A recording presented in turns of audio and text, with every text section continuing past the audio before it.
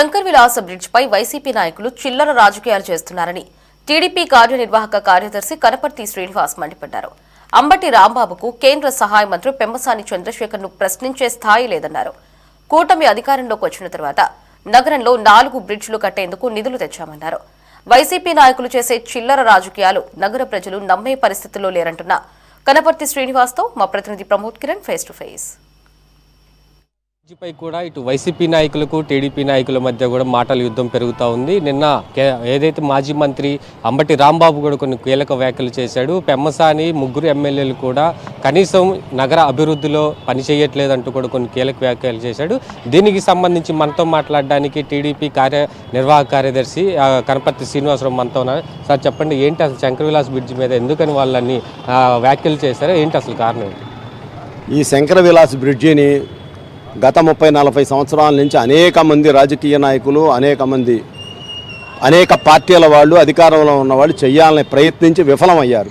ఎవరి వల్ల కూడా ఇది పెమ్మసాని చంద్రశేఖర్ గారు ఎంపీ గారు అవటం, వెంటనే ఆయన కేంద్ర మంత్రి అవటంతో వెంటనే ఆయనకున్నటువంటి పలుకుబడి సామర్థ్యంతో నగరంలో 4 నూతన బ్రిడ్జీలకి అనుమతి తీసుకొచ్చారు. సేతుబంధన కార్యక్రమం కింద 400 కోట్లు డబ్బు కూడా తీసుకురావటం జరిగింది. దానిలో భాగంగానే అంత ముందు 600 మీటర్ల వెడల్పు ఉన్నటువంటి ఈ బ్రిడ్జిని ఇవాళ 900 మీరు చేసిన 900 మీటర్లు కూడా చేసి కూడా మరి వాళ్ళు మాట్లాడుతూ ఉన్నారంటే ఏం చెప్పాలి? అంబటి రాంబాబు కనీసం నాలెడ్జి ఉండాలి, సిగ్గుశరం ఉండాలి. నువ్వు నిన్నటిదాకా ఇరిగేషన్ మంత్రిగా చేసావు. అసలు ఆ పోలవరంకి ఎన్ని గేట్లు ఉంటాయో నీకు తెలియదు. పోలవరం ఎంతవరకు నువ్వు అభివృద్ధి చేశావంటే నాకు తెలియదు అని చెప్తావు. అదేమంటే వచ్చిన విలేకరుని, ప్రశ్నించే విలేకరుని బయటికి పొమ్మంటావు. ఒక సాక్షి మాత్రమే ఉండమని చెప్తావు. మరి ఐకానిక్ బ్రిడ్జి ఎలా సాధ్యమైద్ది? ఇవాళ ఇక్కడి నుంచి ఇంతవరకు కట్టే బ్రిడ్జికే వాళ్ళంతా నష్టపోతున్నారు. ఒక పక్క గగ్గోలు పెడతా ఉన్నావు. మరి ఐకానిక్ బ్రిడ్జి కడితే ఎంతమంది నష్టపోతారు? వాళ్ళందరికీ ఎవడ కడతాడు? ఏమన్నా నీ వైఎస్ఆర్ పార్టీని తీసుకొచ్చి నీ సొంత సొమ్ము ఏమైనా కడతావా?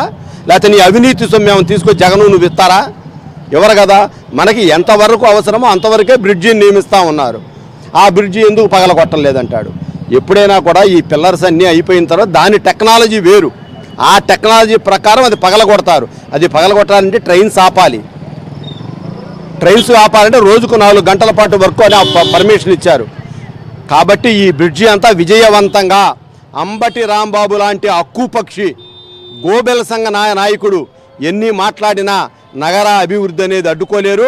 ఇవాళ నగరంలో ఉన్నటువంటి మా శాసనసభ్యులు, మా కేంద్ర మంత్రి అందరూ కూడా కలిసి మూకుమ్మడిగా అభివృద్ధి చేస్తూ ఉన్నారు.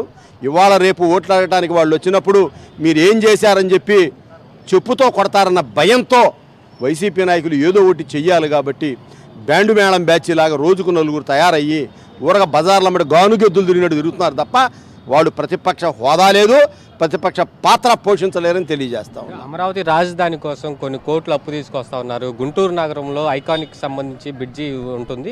దీనికోసం కనీసం 200 కోట్లు కూడా ఖర్చు చేయలేరని చెప్పి ప్రశ్నిస్తున్నారు. దీని మీద నేను ఈ సందర్భంగా ఒకటే చెబుతున్నా. అమరావతిలో భాగమే గుంటూరు, గుంటూరులో భాగమే అమరావతి.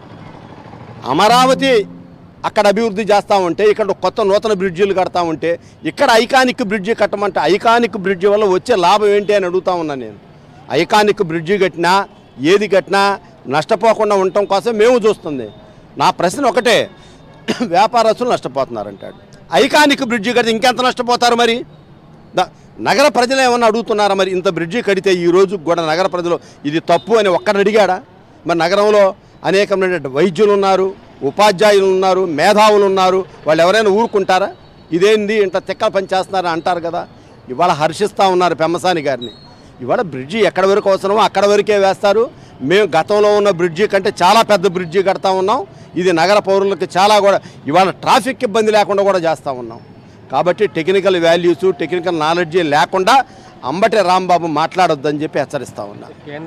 కేంద్ర సహాయ మంత్రి పెమ్మసానికి శంకర్ విలాస్ బ్రిడ్జికి సంబంధించినటువంటి అవగాహన లోపం ఉండబట్టే శంకర్ విలాస్ బ్రిడ్జి ఇలా దుస్థితి ఇట్లా వచ్చిందని చెప్పేసి కూడా కొన్ని వ్యాఖ్యలు చేశాడు. దీని మీద మీరేం చెబుతారు?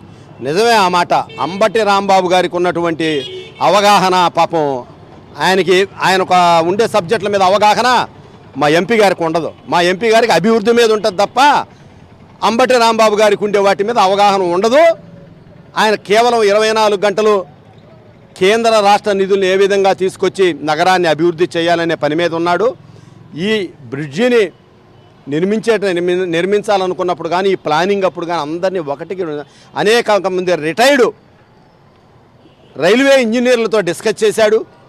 అమెరికాలో మాట్లాడాడు, ఇక్కడ మాట్లాడాడు. ఏంటి దీని సంగతి ఏంటి, ఎట్లా ఏంటి, ఈ బ్రిడ్జి ఉండే లైఫ్ ఎంతవరకు ఉండాలి, ఆయన వచ్చిన ప్రతిసారి కాంట్రాక్ట్ని పిలిచి ఎన్ని పిల్లర్లు అయిపోయినాయి, ఎంతవరకు డెవలప్ జరిగింది, ఇది కానీ నందివేలుకు కానీ ఎక్కడెక్కడ దాకా ఉంది, ప్రతి దానికి కూడా అభివృద్ధి పరచడం కోసం దీనికి ఒక సెల్ ఏర్పాటు చేశారు ఆఫీసులో కూడా. మీరు నగర అభివృద్ధిలో పాలు పంచుకోవాలి తప్పి చిన్న చిన్న కారణాలతో అభివృద్ధిని అడ్డుకోవాలంటే అది జరిగే పని కాదు రాంబాబు. నువ్వు ఇప్పటికే 3-4 సార్లు నియోజకవర్గం తిరిగి ఏదో గంగిరెద్దులాగా గుంటూరు వెస్ట్కి వచ్చి పడ్డావు. ఇప్పుడు అట్లానే మీకున్న మంత్రిని మాజీ మంత్రి విడదల రజని కొడితే 52,000తో పోతే ఎక్కడికి పోయిందో అర్థం కాల. ఆమె చెల్లూరుపేటలో కూడా ఉంటుందో లేదో కూడా లేదు, మళ్ళీ అక్కడికి పంపించారు. కాబట్టి నువ్వు కూడా ఇక్కడ ఉండేవాడివి కాదు, హక్కుపక్షివి. నువ్వు రేపు ఎక్కడికి పోతావో తెలవదు. కాబట్టి నువ్వేంటో నీ స్థాయి ఏందో గుర్తెరిగి పెమ్మసాని గారిని విమర్శించి ఆయన పేరెత్తే కనీస అర్హత నీకు లేదు. కాబట్టి ఒళ్ళు దగ్గర పెట్టుకుని మాత్రమే హెచ్చరిస్తా ఉన్నా. ఇది పూర్తిగా చూసుకుంటే ఏదైతే శంకరాజ్ బ్రిడ్జికి సంబంధించి కూడా పనులు శరవేగంగా జరుగుతున్నాయి. అయితే ఏదైతే అనుకున్నటువంటి సమయానికి చెప్పినటువంటి గడువును కూడా దాన్ని పూర్తి చేసి చూపిస్తాము. ఇటు నగరవాసులు కూడా ఎటువంటి ట్రాఫిక్ సమస్యలు తలెత్తకుండా కూడా అన్ని ఏర్పాట్లు కూడా చేసాం ఇప్పటికే. కాబట్టి మాజీ మంత్రి అంబటి రాంబాబు కూడా కూటమి ప్రభుత్వం చేసినటువంటి అభివృద్ధి గురించి మాట్లాడకుండా వారు చేసినటువంటి కృషికి సహకరించాలంటూ కూడా ఇటు టీడీపీ నేత కనపర్తి శ్రీనివాసరావు తెలిపారు. కెమెరామెన్ షణ్ముఖతో ప్రమోద్ కిరణ్, సిటీ 24/7 గుంటూరు.